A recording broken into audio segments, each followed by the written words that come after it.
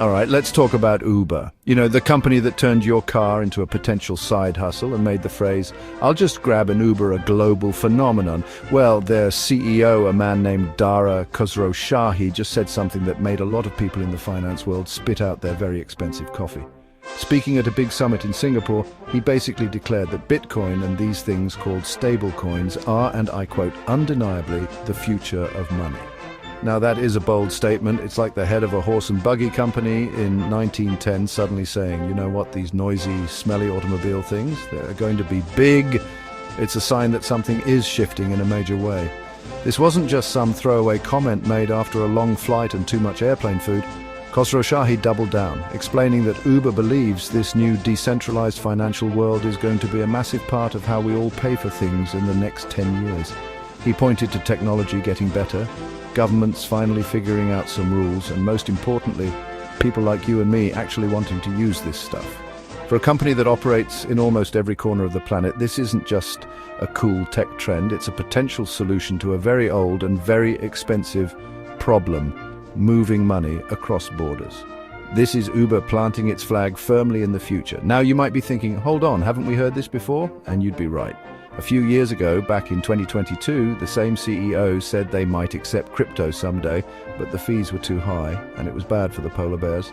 You know, the environmental concerns. So what changed? Well, a lot, it turns out. The technology has gotten faster and cheaper, and the crypto world has done some serious growing up after a few rough years. It seems Uber has been watching from the sidelines, doing its homework, and has now decided that the time is right to get off the bench and into the game. This is a big deal for a company that facilitates millions of transactions every single day. The implications here are huge. We're not just talking about another way to pay for your ride home from the bar on a Saturday night. This is about the fundamental plumbing of a global business. When the leader of a company as big and as international as Uber starts talking about rebuilding financial infrastructure, it's not just tech news, it's people news. It signals a potential shift that could affect everyone from a driver in Buenos Aires to a rider in Boston. It's Uber looking at the global money system and saying, we think there's a better way to do this, and they're betting that digital currencies are the key. So, what exactly are these things that have Uber so excited? Let's break it down nice and simple. First up, we have Bitcoin, the OG of the crypto world. Think of Bitcoin as digital gold. It's a currency that isn't controlled by any single bank or government. It's run by a global network of computers, which makes it decentralized. This means no one person can just decide to print more of it and cause inflation. Its value can go up and down like a roller coaster, which is why some people see it as an investment or a store of value, a place to park your money, hoping it will grow over time, kind of like a digital savings account on steroids. Now, because Bitcoin's price can be so wild, it's not always great for buying your morning latte. You don't want your coffee to cost you $3 one day and $30 the next. That's where stablecoins come in. Stablecoins are the calmer, more predictable cousin in the crypto family. Their goal is to keep a steady value because they are pegged to a real-world currency, usually the US dollar. So one stablecoin like a USDC or a PayPal USD is designed to always be worth $1. It gives you the benefits of crypto, fast, cheap global transfers without the heart-pounding volatility. It's like digital cash. Imagine you want to send money to a friend overseas. With a traditional bank, it can take days and cost a lot in fees. With a stablecoin, you can send that money across the world in minutes for pennies. This is the part that has companies like Uber paying very close attention. They aren't as interested in the crazy price swings of Bitcoin for day-to-day payments. Instead, they see the practical, almost boring efficiency of stablecoins as a game changer for their global operations. It's the difference between a flashy sports car and a super reliable delivery van. Both are vehicles, but one is built for thrills and the other is built to get the job done efficiently. So, to put it all together, Bitcoin is the revolutionary digital asset that started it all. A bit like a rebellious teenager with a lot of potential. Stablecoins are the more mature, business-savvy sibling who figured out how to make that revolutionary technology useful for everyday life. One is great for long-term saving and investing, while the other is perfect for actually buying and selling things without giving yourself a heart attack. Understanding the difference between these two is key to seeing why a massive company like Uber is ready to embrace both for different reasons, signaling a new era for how we think about what money can be. At first glance, it might seem weird that a company that gets you a ride is so obsessed with digital currency. But when you look under the hood of Uber's global business, it all starts to make perfect sense. Uber is basically a giant worldwide money-moving machine. It collects money from riders in hundreds of cities and pays it out to drivers in just as many. Every single one of those transactions, especially when it crosses a border, comes with fees, delays, and headaches.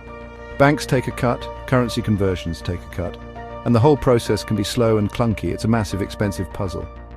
This is where stablecoins come in as a potential superhero. Imagine a driver in Argentina, a country where the local currency can lose its value very quickly due to high inflation. That driver works hard all week, but by the time they get paid, their earnings might be worth less than when they earned them. Khosrowshahi himself brought this up, asking why that driver shouldn't have the option to be paid in a stable digital currency like one pegged to the US dollar. This would allow them to protect their earnings from inflation instantly, giving them financial stability that their local economy might not offer. It's a powerful tool for financial inclusion. For Uber itself, the benefits are just as clear. By using stablecoins, the company could drastically cut down on the costs of moving money around the world. All those little fees that banks and payment processors charge add up to millions, maybe even billions of dollars across their entire network. Switching to a crypto-based system could streamline their payroll, reduce their operational costs, and make their whole platform more efficient. This isn't just about saving money. It's about building a more robust and resilient financial system for their own business, one that isn't dependent on the old, slow rails of traditional banking. And what about you, the rider? While the initial focus seems to be on driver payouts, the benefits could eventually trickle down. A more efficient system for Uber could lead to lower costs in the long run. Plus, for international travelers, being able to pay with a universal digital currency could be incredibly convenient. No more worrying about currency exchange rates or whether your credit card will work in a new country. You could just use the same digital wallet everywhere. Uber is reportedly already in talks with crypto wallet providers to make this a reality, potentially launching pilot programs as early as 2026. The timing of Uber's announcement is incredibly important. Just a couple of years ago, the crypto market was in a deep freeze, what everyone called the crypto winter. Big companies were failing, prices were crashing, and many people in Silicon Valley who had been cheering for crypto suddenly went very quiet. The whole industry looked risky and unstable, and mainstream tech companies like Uber were understandably cautious. They said, "We'll wait and see," citing high costs and a lack of clear rules as major roadblocks. The future of digital money looked pretty bleak from the outside. But now, it seems the seasons are changing. We're witnessing a Silicon Valley spring for crypto. After the market crashes of 2022 and 2023, the industry was forced to mature. The projects that survived got stronger, the technology improved, and governments around the world, including in the US, started creating clearer legal frameworks for things like stable coins. This growing regulatory clarity has acted like a green light for big, publicly traded companies. They now see a path forward that doesn't involve navigating a lawless Wild West. The risk is lower and the potential reward is as high as ever. This shift isn't just happening at Uber. We're seeing a much broader trend. Major financial institutions like Bank of America and Citigroup are exploring their own stablecoins. The total value of stablecoins in circulation has skyrocketed, surpassing $230 billion, and their transaction volumes have already blown past what giants like Visa and MasterCard process in a year. When the old guards of finance start getting involved, you know the change is real. Uber's CEO isn't just a lone voice in the wilderness. He's reflecting a massive change in attitude across the entire tech and finance landscape. The skepticism is melting away, replaced by strategic planning. This news matters to everyone, not just tech nerds or crypto investors. When a company that is woven into the daily fabric of our lives, like Uber, embraces this technology, it pushes it further into the mainstream. It normalizes the idea of digital currencies as a real, practical tool for everyday use. This could accelerate a future where money is faster, cheaper, and more accessible for people all over the world, especially in developing nations. Uber's move is a powerful statement that the future of money isn't just coming. For millions of people, it might be arriving in the front seat of their next ride.